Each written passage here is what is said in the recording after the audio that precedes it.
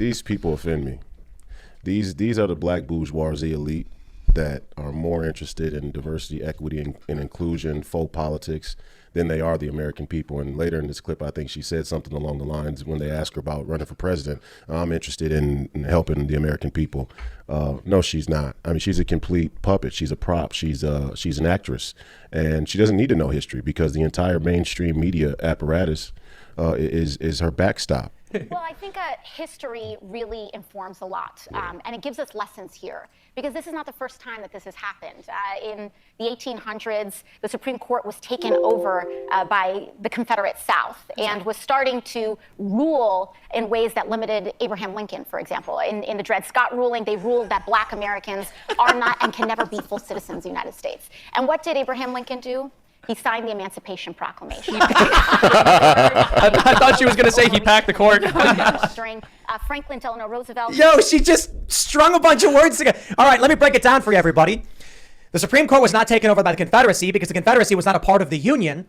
They did not rule in ways that impeded Abraham Lincoln because Abraham Lincoln became president after secession. Dred Scott this is one thing she got right, a ruling that said citizenship was not for descendants, for people of African descent. But Dred Scott happened 4 years before Abraham Lincoln became president. And Abraham Lincoln did not issue the Emancipation Proclamation in response to Dred Scott. The Emancipation Proclamation was issued 2 years after he became president, 6 years after Dred Scott, and has nothing to do with citizenship at all. It was the 14th Amendment that came about after the Civil War that answered the question of citizenship. Yo, AOC went on Colbert and just said a bunch of Civil War era words at the same time with what confidence. I think she meant was, I'm going to do one of these things. Come on, man. Before the Civil War, the South had people that were becoming Supreme Court justices, and they were like leaning towards the Southern states and their beliefs. And then when she said, and then they challenged Abraham Lincoln, what she meant was they challenged the ideas that Abraham Lincoln came to embody later. But she just messed it all up. Bro. I mean, if that's what she meant, which is the only thing I can imagine she meant, She's just wrong.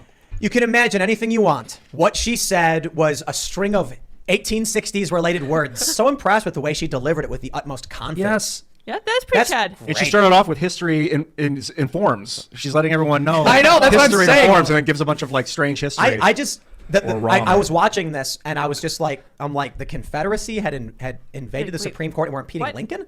I was like, how are they impeding Lincoln? He wasn't even president. Even if her point was that Southern sympathetic justices were on the court, they could not have in any way impeded Abraham Lincoln because he wasn't even president until after several states had already seceded and said that they were no longer part of the Union.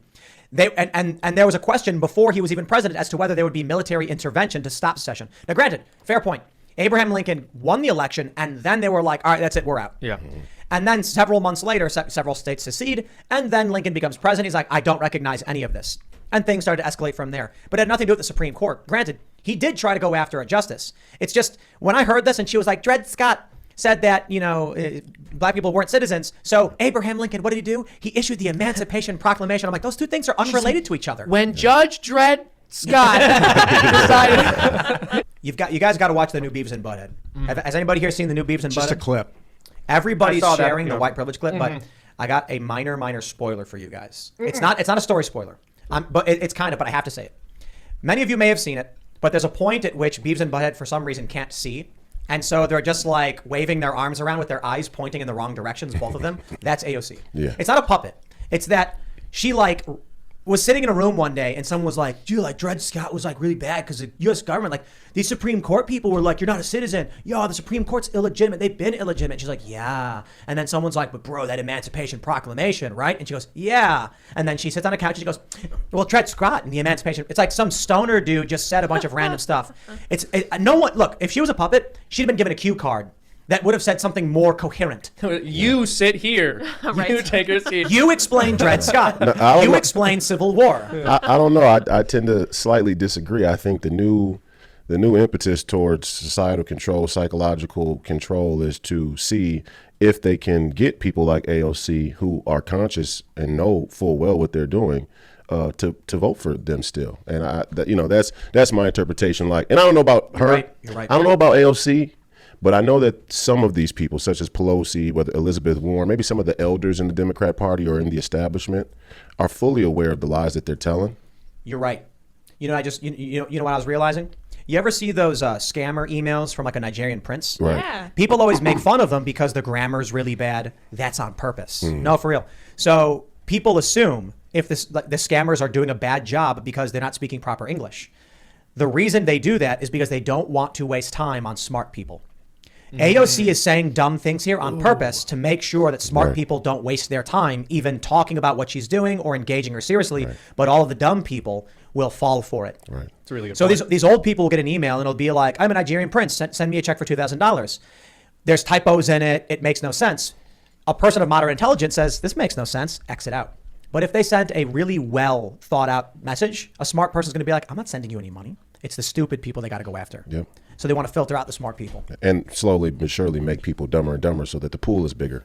Yeah. How many people do you think now are like following this? Because Colbert gets about 2 million viewers, mostly not in the key demographic, but you know, many. How many people do you think sat down today and they were like, well, you know, with Dred Scott, Abraham Lincoln issued the Emancipation Proclamation. So Biden should make a declaration too. And then how many people do you think are just going to mindlessly repeat the gobbledygook nonsense she just said? Way too many. Way too many. Well, I mean, if only we had some kind of disinformation board, you know, to fact Yeah. check this. If only we had fact checkers Yeah, I know. who actually cared about what our politicians said. I know.